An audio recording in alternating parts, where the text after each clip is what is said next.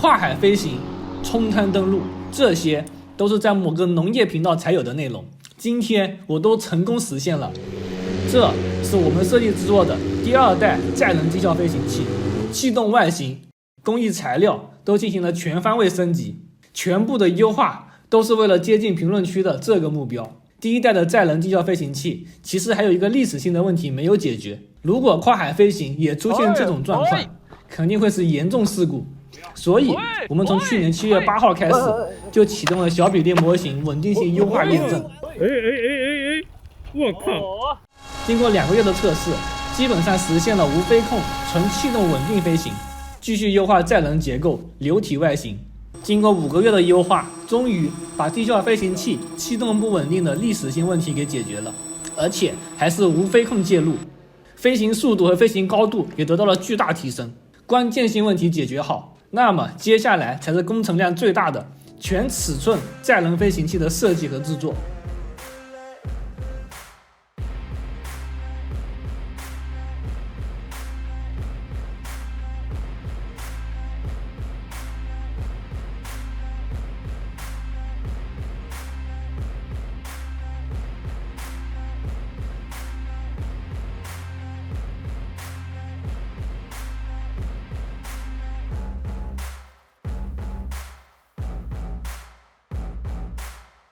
完整的一体，中间这个位置是碳管，做了镂空。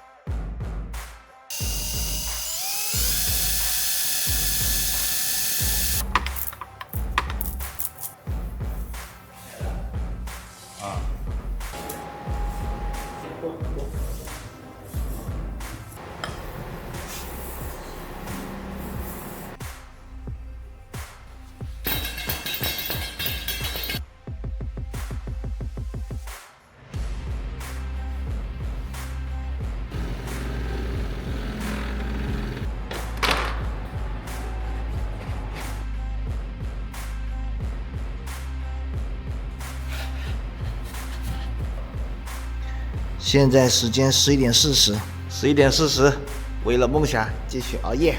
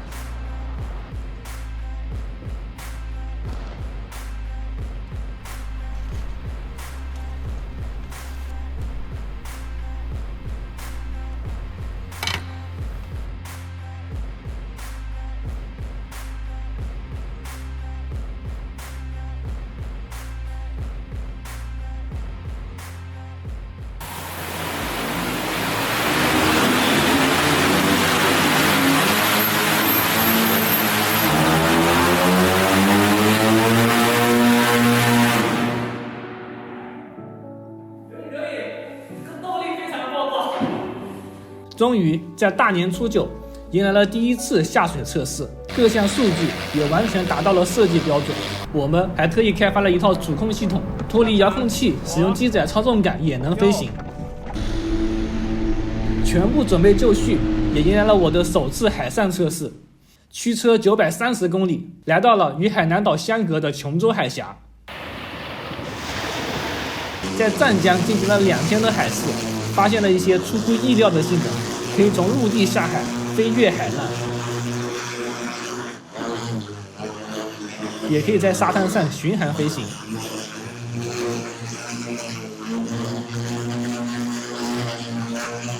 我和摩托艇还进行了竞速飞行，1.6升300匹马力的庞巴迪开启运动模式，也只能看我的尾灯。我在海浪上飞行如履平地，就和磁悬浮列车一样。摩托艇还在疯狂的颠簸，撞击浪花。只可惜后来的天气一天比一天差，海峡中间的风力达到了5、6级，浪也特别大，海浪高度完全超出了飞行高度。看完海浪之后有什么感受？如果按照现在这个情况，我感觉我被吹到越南去，我绝对回不来了。没问题，你会成功的。到时候来越南接我。决定启动 B 方案，带着飞行器来到了有着彩虹海之称的汕头南澳岛。这里也有一段相隔8公里的海峡，风浪还能相对稳定。体验当水手的一天。好了，出海了，耶！9米每秒，跟我的涡喷船差不多。10、9，不对，我涡喷船是18哦，我涡喷船是2倍的速度，这只有一半。还有5G 信号。布丁带我们上船打工了，18公司的这种。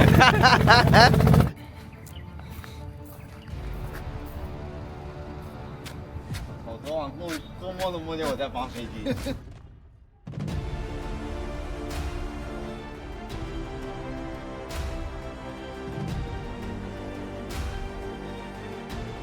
你这样，这不有石头吗？我先推起来，要飘起来嘛，但它会跑嘛，你先给它拉出来，不要跑，先飘着。然后我想收手，你就一收，它就直接出去了嘛。好，收。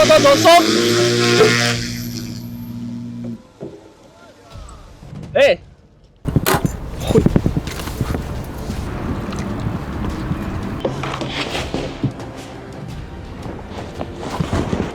现在全部准备就绪，电流显示正常，空速校准一下。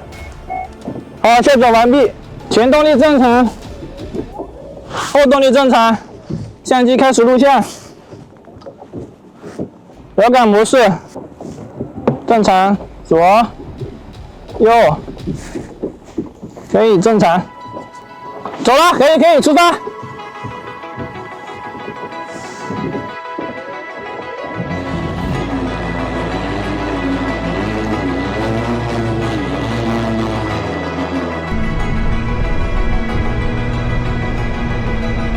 跨海飞行之前，我对一座无人岛进行了环绕飞行，感受一下环境，测试通讯设备是否正常。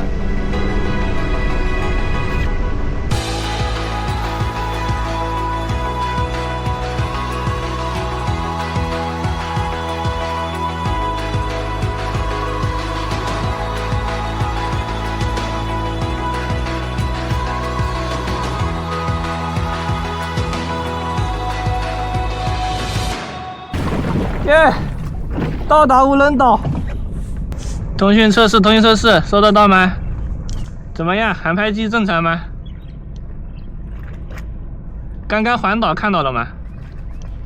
那么接下来就是最紧张刺激的跨海飞行。好，你们往对岸走，那个沙滩那里，我跟着你们。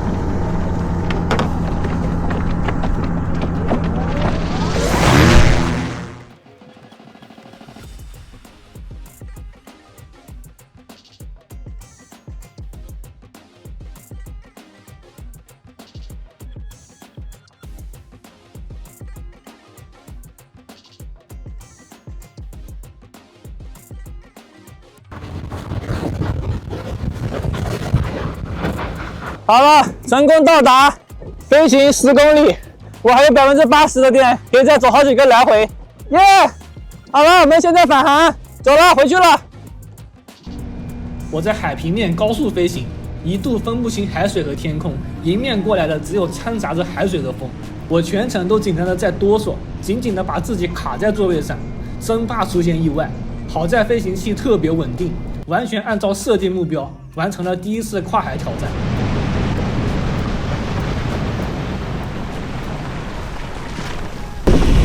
耶！返航，完成任务，横穿10公里的海峡，往返20公里。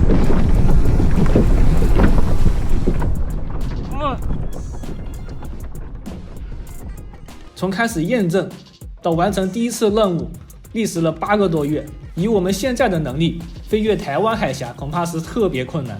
但是琼州海峡只要风浪合适是没有什么问题的。后面有机会再挑战一下。好了，以上就是本期视频的全部内容，感谢你的点赞和关注支持，您的支持就是我更新最大动力。我是布丁，我们下期视频再见，拜拜。